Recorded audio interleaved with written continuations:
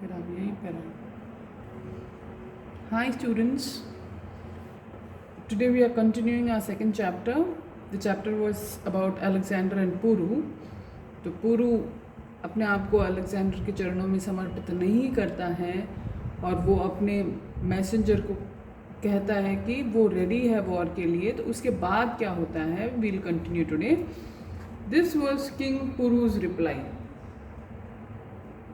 King Puru का reply यही था कि वो सरेंडर नहीं करेंगे. Page number 12. The king had great faith in his people, the people of Kekaya region. King Puru बहुत ही स्वाभिमानी, आत्म स्वाभिमानी थे और उन्हें विश्वास था अपनी जनता पर, अपने लोगों पर. इसीलिए वो निडर होकर अलेक्जेंडर के संदेशवाहक मैसेंजर को इस तरह का रिप्लाई देके भेज देते हैं. Alexander made all the preparations for war when king Puru refuse to surrender. जब किंग पुरु ने रिफ्यूज कर दिया सरेंडर करने के लिए, तब अलेक्जेंडर ने अपनी तैयारियां, युद्ध की तैयारियां, वॉर की तैयारियां शुरू कर दी. King Puru also got ready for battle. King Puru भी तैयार हो गए युद्ध के लिए. It was summer and the Jhelum river was in spate because the snow had melted. ग्रीष्म मौसम था, इसीलिए जेलम नदी का पानी पिघला हुआ था और काफ़ी स्पीड से बह रहा था. After heavy rains throughout the night it was now difficult to cross the river. और रात भर उस दिन बारिश भी हुई थी, तो अगले दिन सुबह युद्ध करना या उस नदी को पार करना थोड़ा ज़्यादा ही डिफ़िकल्ट हो गया था. Alexander led his army in a surprise attack across the river at dawn. उषा काल के समय ही अलेक्जेंडर ने अपनी आर्मी का नेतृत्व करते हुए धावा बोल दिया. King Puru's army waged a great fight. King Puru की आर्मी ने भी बराबर का टक्कर दिया. But the wheels of their chariots got stuck up in the mud. लेकिन नदी की माटी में किंग पुरु के रथ के जो व्हील थे, पहिए थे, वो बार बार स्टक हो जाते थे क्योंकि गीली थी माटी. Alexander's army was mounted on elephants. लेकिन अलेक्जेंडर के जो सैनिक थे वो सारे एलिफेंट्स पे सवार थे. The army of Kekaya's faced great disadvantages. तो पुरु के जो सैनिक थे उन्हें बहुत ही इस बात पे हानि हुई कि बारिश हुई थी. But they fought bravely. लेकिन फिर भी बहादुरी से वो उन्होंने युद्ध लड़ा.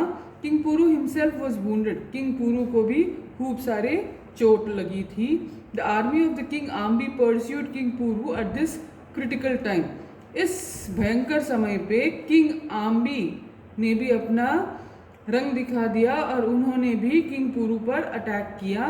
King Puru raised his spear to strike king Ambhi. King Puru ने अपनी तलवार उठाई किंग आम्बी पर आक्रमण करने के लिए. But Alexander soldiers captured him. लेकिन अलेक्जेंडर के सैनिकों ने उसे बंदी बना लिया, किंग पुरु को बंदी बना लिया. King Puru was wounded and brought into the presence of Alexander.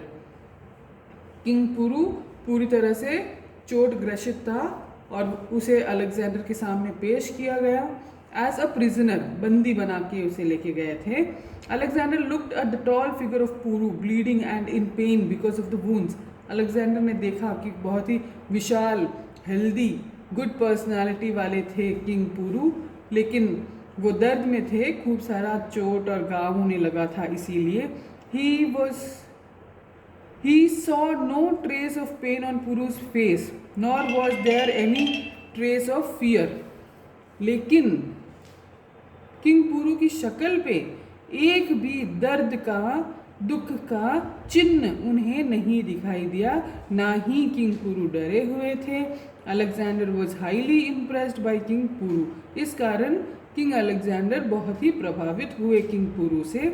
Alexander said, I have fought many battles and conquered many territories, but I have never come across a king who was so brave and a hero as you are. Alexander king Puru को देख के कहता है कि मैंने खूब सारे युद्ध लड़े हैं, खूब सारे क्षेत्रों पर कब्जा किया है, खूब सारे राजाओं को हराया है, लेकिन तुम्हारे जैसे किसी भी राजा को आज तक मैंने किसी भी नायक को नहीं देखा है। Tell me how I should treat you, what should be my conduct towards you. और फिर अलेक्जेंडर पूछते हैं कि बताओ मुझे कि मुझे तुम्हारे साथ कैसे व्यवहार करना चाहिए, क्या होना चाहिए मेरा आचरण तुम्हारे प्रति। You should treat me as one king would treat another king, said king Puru with all his dignity. पूरे आत्मसम्मान के साथ किंग पुरु अलेक्जेंडर को जवाब देते हैं कि एक राजा किसी दूसरे राजा के साथ किस तरह का व्यवहार करता है, वैसा ही व्यवहार अलेक्जेंडर को भी किंग पुरु के साथ करना चाहिए। There was a tone of self respect in Puru's voice, एक आत्म सम्मान की झलक थी उसके स्वर में। This pleased Alexander, he freed Puru and gave him his kingdom back. इस आत्म सम्मान के कारण अलेक्जेंडर बहुत ही प्रभावित हुए, इम्प्रेस हुए, और उन्होंने किंग पुरु को पुनः स्वतंत्र कर दिया और उनका साम्राज्य उन्हें लौटा दिया। बेटा फॉर टुडे यहाँ तक हम स्टॉप करते हैं। लास्ट पैराग्राफ नेक्स्ट क्लास में कंटिन्यू करेंगे। Your homework will be the next page, page number 13. You will have to write the opposite of these 8 words. Okay? Until then, take care of yourself. Bye.